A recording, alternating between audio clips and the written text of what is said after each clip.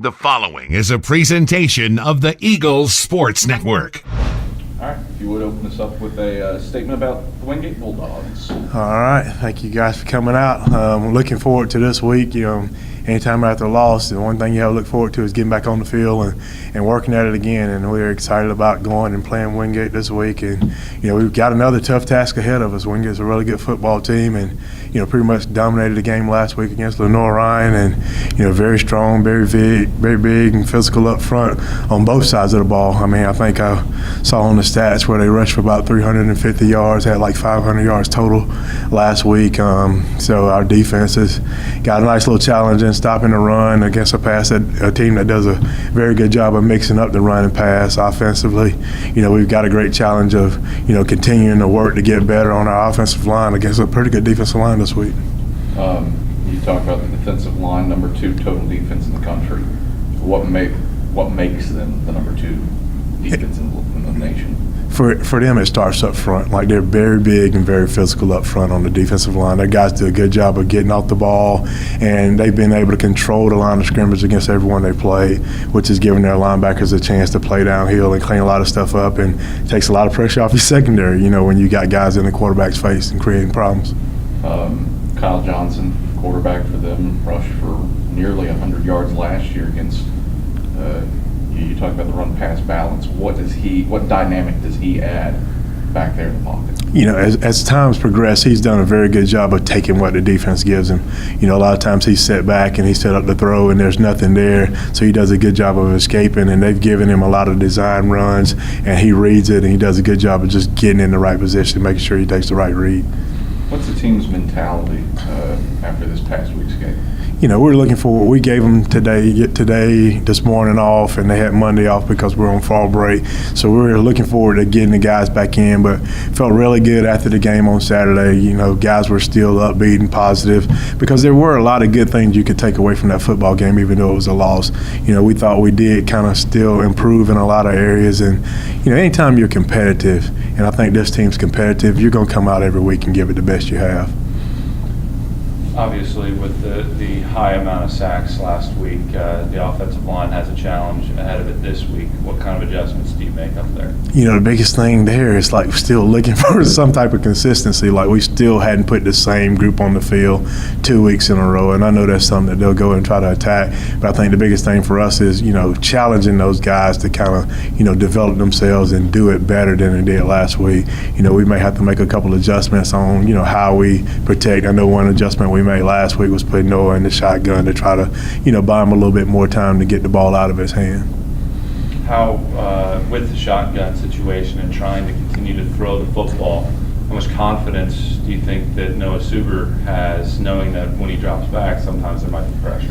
I think that they understand that the confidence will come there. When you do it for 1 week, it's something that you kind of, and we did it late in the week just because we knew we kind of had a problem there because he had been hurt and we may have some issues. But now, you'll get it on video, you'll have a chance to go back, get guys in to look at it, to kind of get cleaned up, some of the things that we need to get cleaned up there.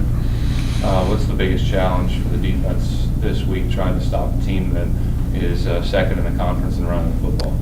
And I think, getting the right – we got to find that balance of getting guys in the box and start to run. But I think the biggest challenge for us is making tackles. When we get in position to make plays, like, we've got to finish plays. So I think that'll be an ongoing theme for us this week, is just making sure that everything that we do, we finish it. Not giving up the extra yards after we've already gotten in position to make a play. How have you seen some of the seniors step up during this time, knowing that the season hasn't gotten off to the right foot, but they still have that mentality of taking some of those good things from the last couple of weeks? Yeah, I think when you go back and watch a film from last week, senior Montavious Taylor, you look at his effort on video. When you come in and you watch that video, there's no doubt about his want to. He's sitting there, he's fighting for extra yards. He has a couple great runs. Jerry McGleese has been consistent all throughout the year as far as getting in position to make plays. And, those are the guys that are your leaders. And that's one of the big challenges that we have is, getting them to help everyone else raise their level. And at the same time, those guys continuing to give us everything they have to finish the season out. Is it fair to say that throughout this season, what it boils down to is execution and not effort when there have been missteps? That's I mean, when we come and watch video every week, we haven't questioned their effort at all.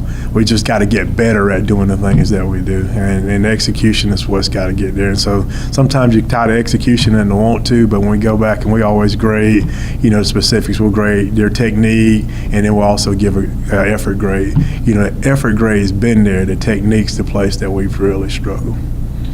Wingate has been without the services of Lawrence Pittman the past few weeks, and he still is fourth in the nation in rushing touchdowns. But Blake Hayes has kind of stepped into that role. If Pittman were to return, what are the similarities between he and Blake Hayes?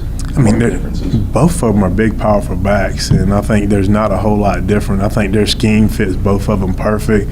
So the good thing for us on that is it doesn't really change your game plan, which guy's in there. It's just a matter of getting our guys in the right place and making tackles. Ball security. Wingate has turned people over a bunch and taken 4 touchdowns defensively.